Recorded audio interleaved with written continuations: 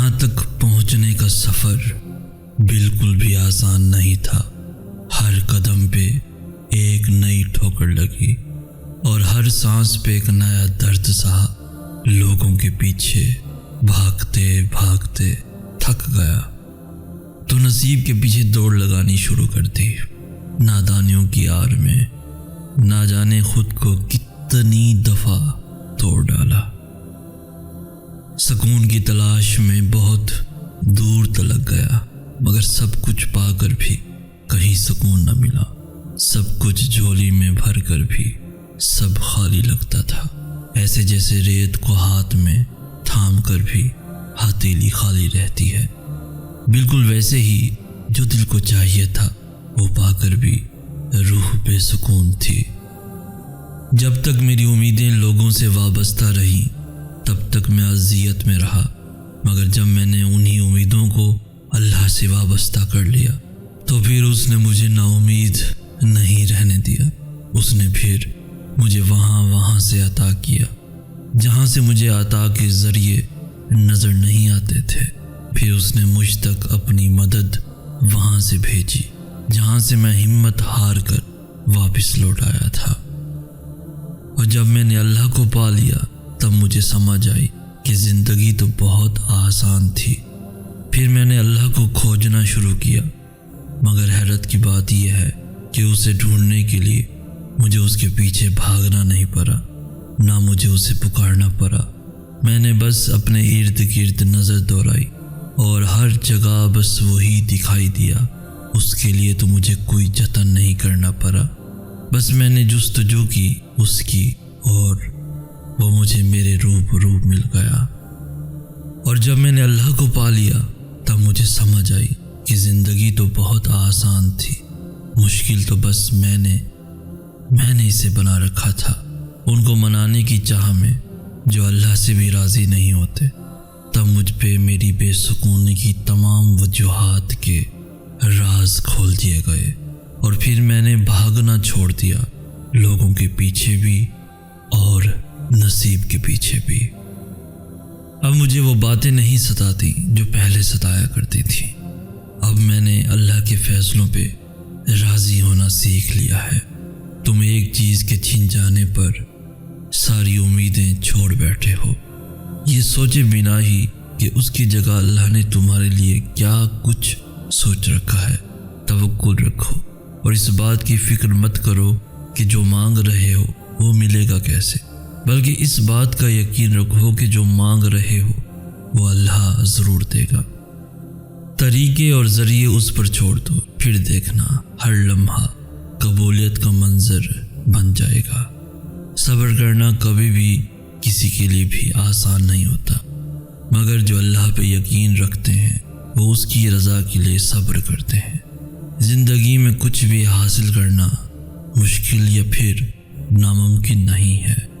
قبولیت کے لیے تو بس ایک مخلص دل اور تڑپتی ہوئی دعا ہی کافی ہے، اور جب دعائیں اپنے رنگ دکھاتی ہیں تو کوئی بھی منظر پھر بے رنگ نہیں رہتا۔ اللہ آغاز سے پہلے اختتام کا منصوبہ بناتا ہے، جیسے اس نے کائنات کو بنانے سے پہلے ہی اسے ختم کر دینے کا منصوبہ بنا رکھا تھا۔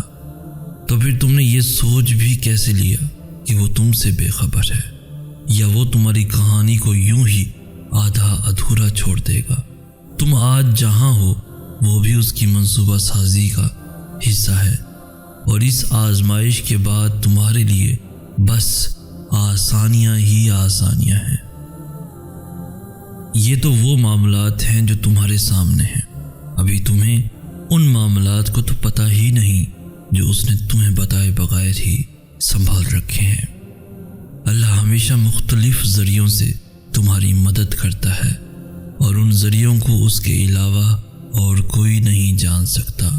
بس جب تم صبر کر لیتے ہو تب وہ تمہاری غیب سے یوں مدد کرتا ہے کہ تم خود بھی سمجھ نہیں پاتے، اور حالات دیکھتے ہی دیکھتے بدل جاتے ہیں۔ وہ تمہیں وہاں سے عطا کرے گا جہاں سے تم نے گمان بھی نہیں کیا ہوگا۔ وہ تمہاری دعاؤں کے جواب یوں دے گا کہ تم مطمئن ہو جاؤ گے، وہ تو کن کہتا ہے اور موسم پلک جھپکتے ہی بدل جاتے ہیں۔ بس یوں ہی وہ کن کہے گا اور یہ غم کا موسم بھی بدل جائے گا۔ وہ تمہیں اس لیے توڑتا ہے تاکہ تم اس سے جڑ جاؤ، اور جب تم اس سے جڑ جاتے ہو تو پھر کوئی تمہیں توڑ نہیں سکتا۔ تمہاری ایک دعا تمہیں کہاں سے کہاں لے جا سکتی ہے۔ اگر تمہیں اس بات کا ذرا سا بھی اندازہ ہو جائے تو تم اپنی کوئی بھی سانس دعا سے خالی نہ جانے دو۔ دعائیں کبھی بھی رد نہیں کی جاتی، بس دعاؤں کی قبولیت کا وقت مختلف ہوتا ہے۔ تو تمہیں صبر کرنا ہے اس وقت کے آنے تک، اور یقین رکھنا ہے کہ جو بھی آئے گا تمہارے حق میں بہتر بن کر آئے گا۔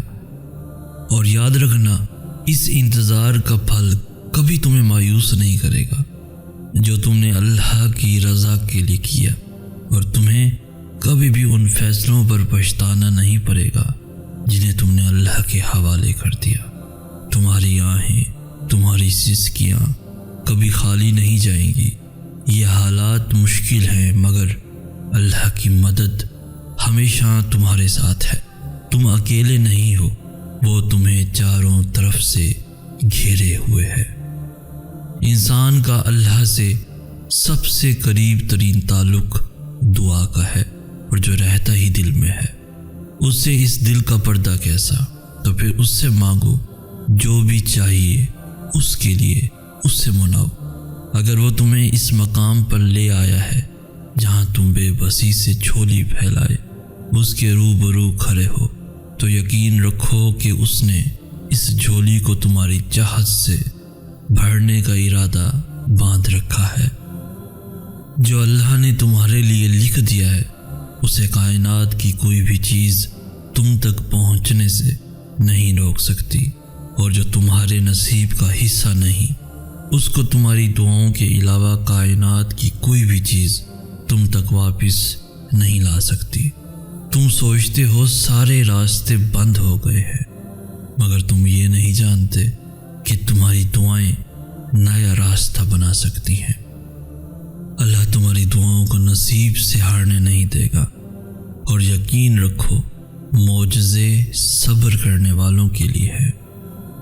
تو پھر یہ فکر چھوڑ دو کہ کون تمہارے ساتھ ہے اور کون نہیں، کیونکہ کسی کے چاہنے یا نہ چاہنے سے کچھ بھی نہیں ہوتا جب تک اللہ نہ چاہے، اور اللہ صرف نیت اور طرف دیکھتا ہے۔ تمہاری دعائیں تمہیں ان چیزوں تک لے جا سکتی ہیں جو تمہارے نصیب کا حصہ نہیں، کیونکہ نصیب پر اللہ کے سوا اور کسی کا اختیار نہیں۔ اور جب تم اللہ پہ اپنے معاملات چھوڑ دیتے ہو تب وہ یہ اختیار تمہیں دے دیتا ہے، اور پھر تمہاری دعائیں معجزے لاتی ہیں اور سب مکمل کر دیتی ہیں۔